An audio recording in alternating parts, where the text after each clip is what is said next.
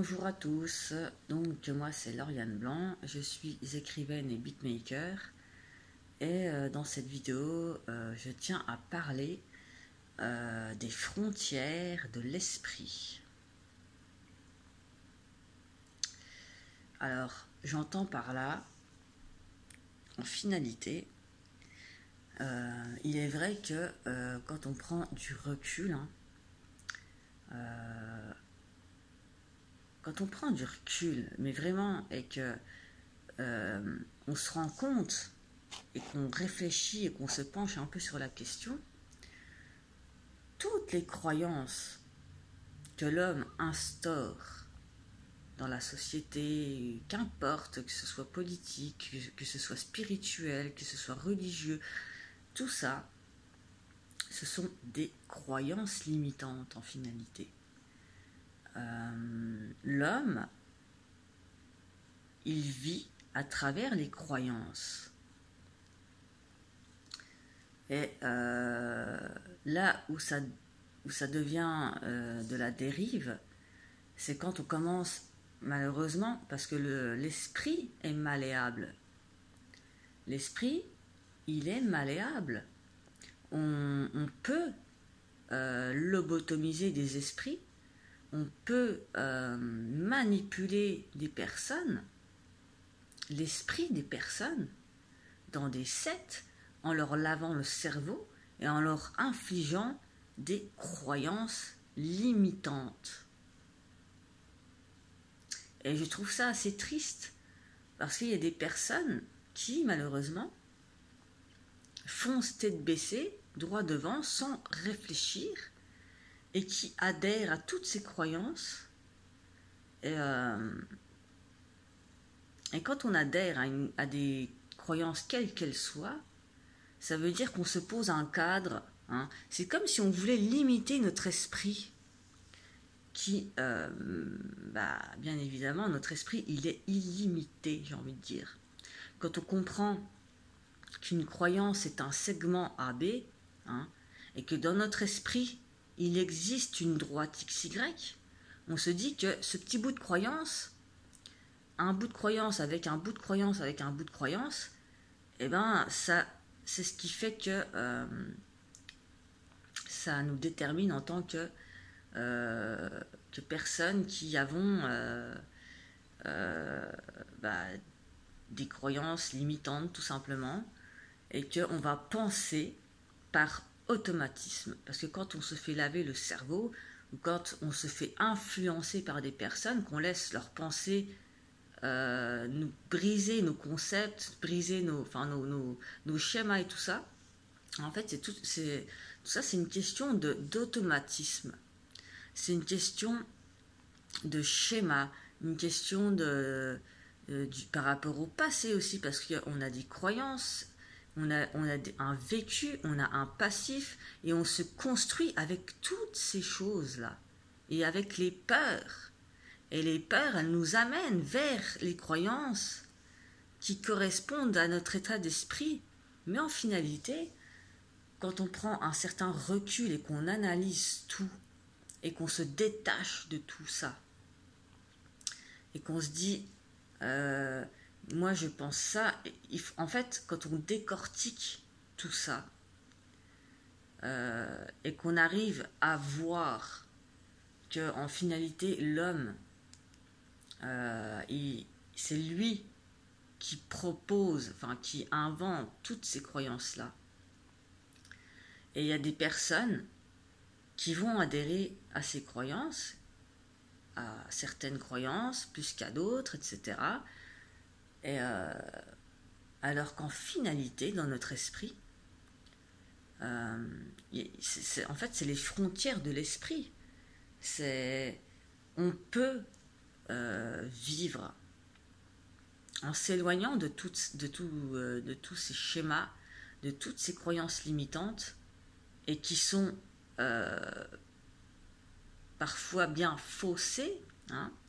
Les croyances qu'on a, elles peuvent être erronées, elles peuvent être faussées, elles peuvent être amplifiées, elles peuvent être déformées, enfin voilà, tout ce genre de choses.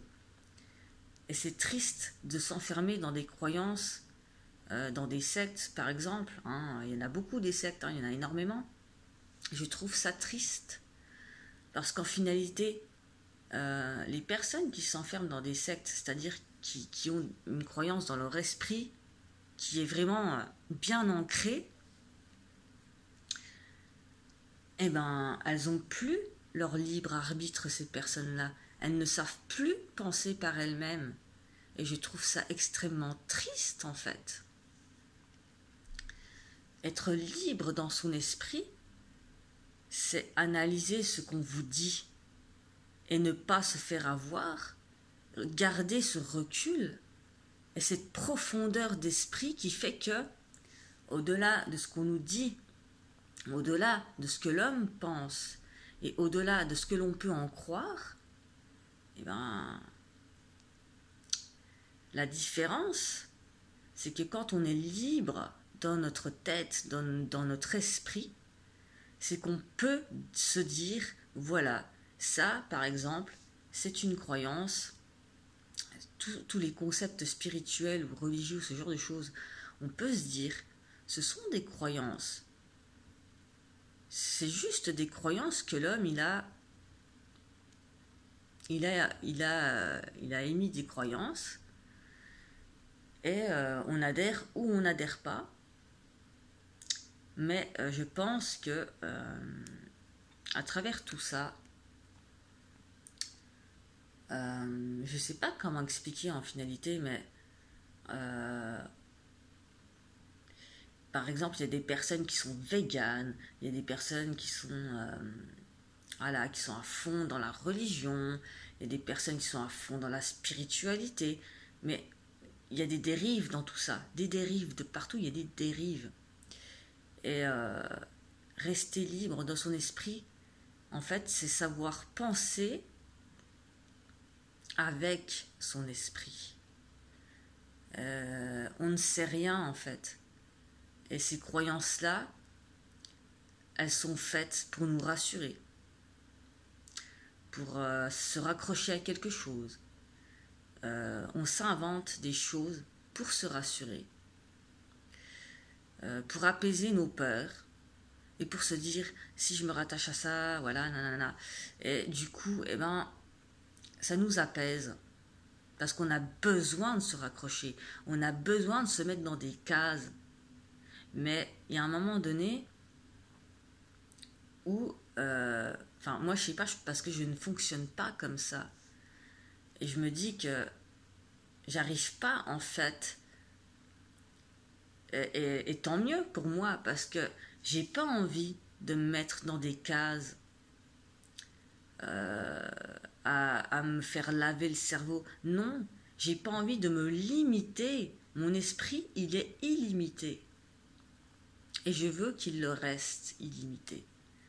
Quand il y a des gens qui vous font des réflexions, oh, tu es trop comme ça, tu devrais faire ci, tu devrais faire ça. Non, en fait, il faut rester soi-même, avec sa pensée et son esprit. Je pense que l'esprit, il est immaculé à la base. Et que l'homme le macule. L'homme macule l'esprit avec tout ça, avec ses croyances, voilà, il entache l'esprit. Il le rend plus conforme, plus malléable, et du coup, ça fait de nous des êtres humains avec une prétention.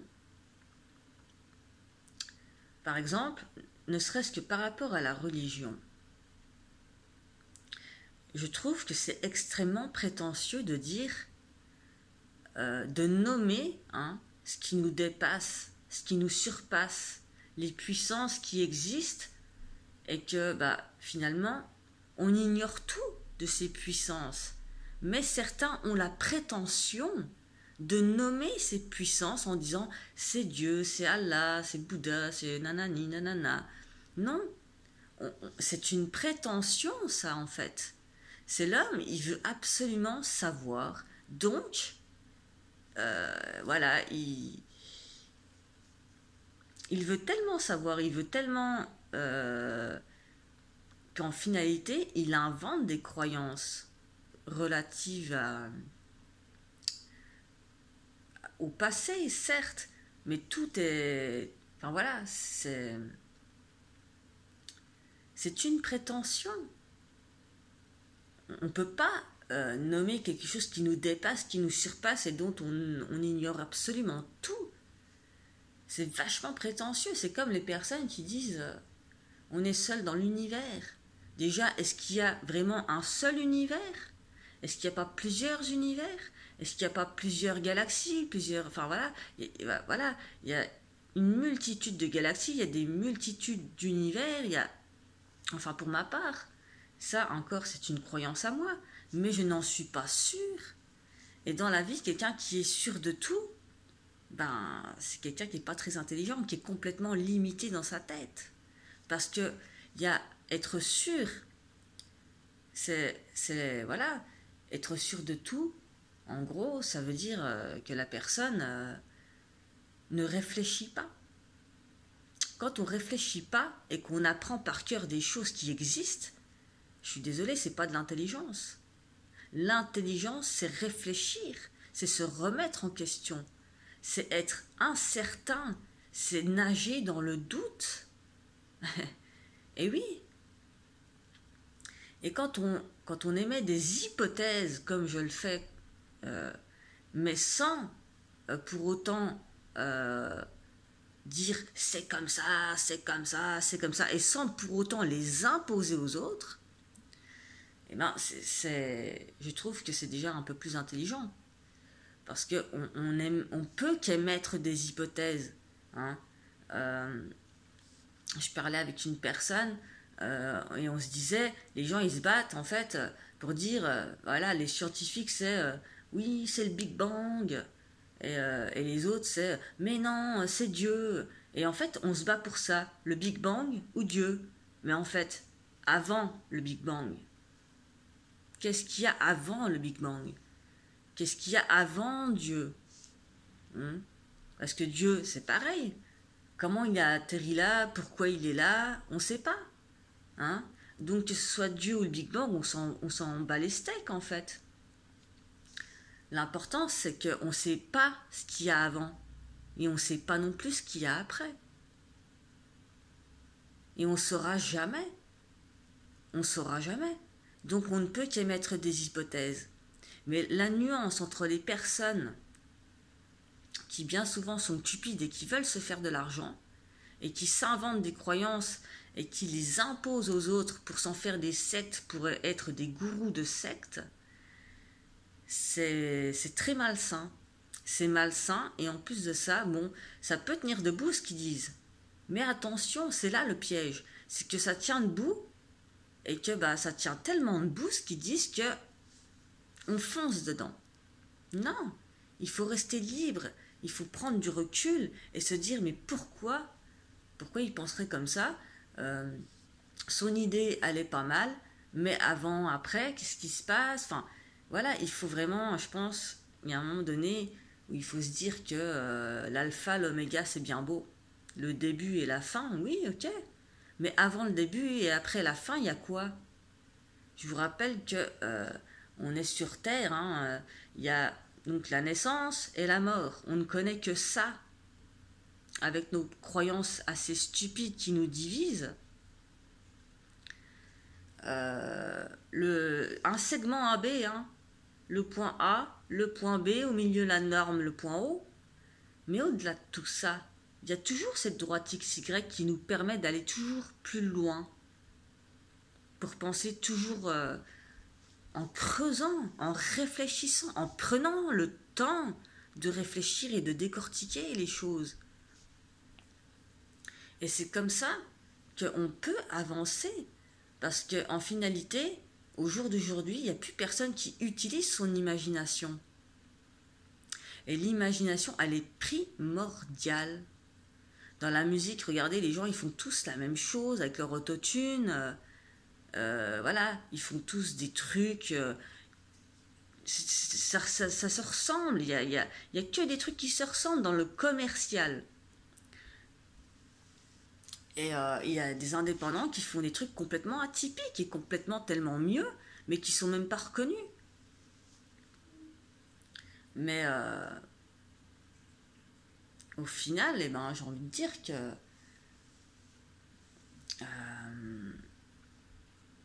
je me suis perdue dans mes réflexions. Enfin, voilà, mais en gros, c'est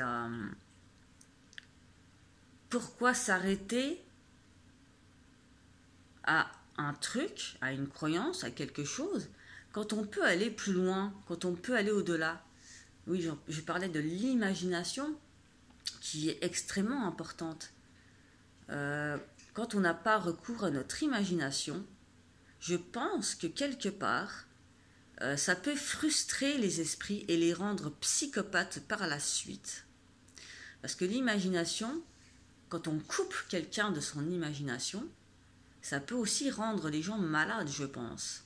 Enfin, c'est juste des hypothèses encore et toujours.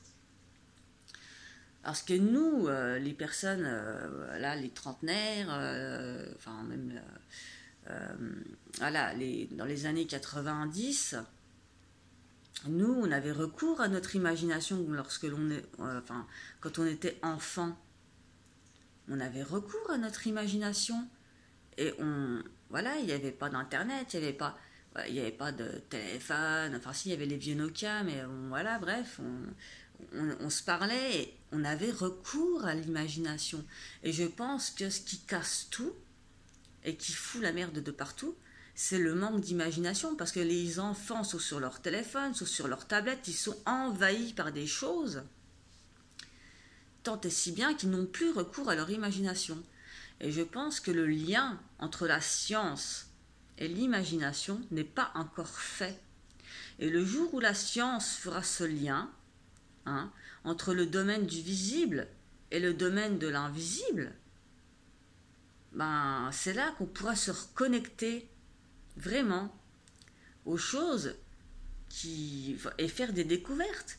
Je pense que la personne enfin voilà, quand on a découvert les atomes, les molécules, ben on les voit pas à l'œil nu, donc les gens ils ont dû se dire, bah celui-là il est complètement taré, il voit des molécules, enfin voilà, des molécules, des particules, enfin voilà, mais en finalité on les voit pas, mais ça n'empêche pas le fait qu'elles existent, et il faut bien voir ce qu'il y a avant, encore une fois, ce qu'il y a avant et ce qu'il y a après. Je vous rappelle que c'est comme un grain de sable. Un grain de sable plus un grain de sable, ça fait des plages. Et ben on est comme, voilà, en dessous du grain de sable, il y a les cellules par exemple. Des petites cellules qu'on ne voit pas à l'œil nu. Pourtant elles existent. Et elles sont nombreuses. Elles coexistent, elles se multiplient et tout ça. Ensuite, ce qu'on peut voir à l'œil nu, c'est un grain de sable. Enfin, c'est des plages constituées de grains de sable. Ensuite, par exemple, il y a les fourmis. Et ensuite, par exemple, il y a nous. Et moi, je nous vois comme étant des espèces de bactéries qui s'entretuent. Ouais, on est un peu comme des bactéries. Parce que nous, on est virulents, on est dangereux, on est nocif, on est tout ce qu'on veut. On est des bactéries. Et peut-être qu'au-dessus de nous, très certainement, il y a quelque chose d'encore plus grand dont on ignore tout. Et peut-être qu'eux, ils nous examinent. Enfin, comme nous, on fait avec les rats de laboratoire. Peut-être qu'il y a des gens qui nous examinent et qui sont en train de se foutre de notre gueule en se disant, mais regardez-moi ça, ceux-là, comment ils se bouffent. On dirait des bactéries. Vous voyez ce que je veux dire? Il ne faut pas s'arrêter à ce que les gens disent et les prendre pour des croyances. Non, il faut se déconstruire toutes ces croyances-là et se créer ses propres hypothèses par rapport à ce qu'on est capable de penser par nous-mêmes. Et avoir ce recours à l'imagination qui n'est plus. Et cette imagination-là, elle est très importante à entretenir.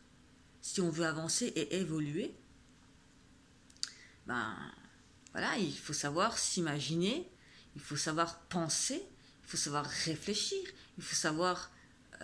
l'imagination, je pense qu'elle est en lien avec les choses qui sont spirituelles. et enfin, elle est en lien avec nos rêves, elle est en lien avec notre inconscient, notre subconscient, nos souvenirs. Enfin, il y a beaucoup. L'imagination, c'est une grande chose qui peut nous amener à éveiller les consciences, à éveiller les esprits. Et,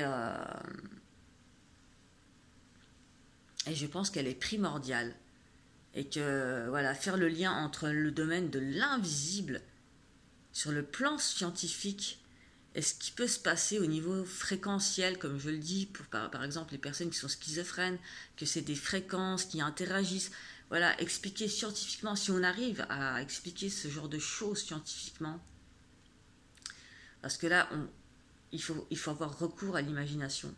Il faut se dire qu'il y a, oui, des choses qui existent, des puissances, je ne sais pas quoi, je ne les qualifie pas parce que je n'ai pas cette prétention de les qualifier. Je ne sais pas ce qu'elles sont. Je sais juste qu'il y a des choses qui nous surpassent, qui nous dépassent, et je ne me permets pas de mettre un nom dessus. En tout cas, il faudrait apprendre à voir toujours au-delà de l'avant et au-delà de l'après.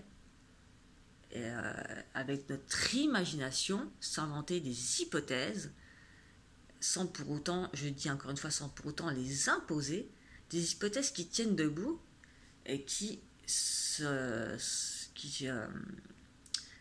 s'emboîtent les unes dans les autres. Voilà, tout simplement, pour faire ce puzzle. Voilà. Merci de votre attention.